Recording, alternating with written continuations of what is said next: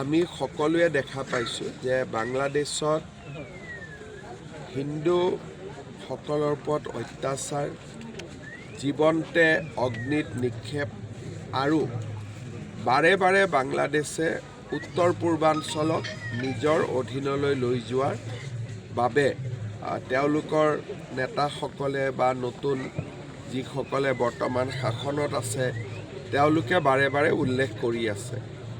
আমি বাংলাদেশত যি হৈছে তাক গভীৰ উদ্বেগেৰে সৈতে আমি লক্ষ্য কৰি আছোঁ আৰু আমি সকলোৱে জানো যে সেই বাংলাদেশৰ দেশৰ পৰা বিভিন্ন সময়ত অহা মানুহেৰে আমাৰ অসমখনো ভৰি আছে।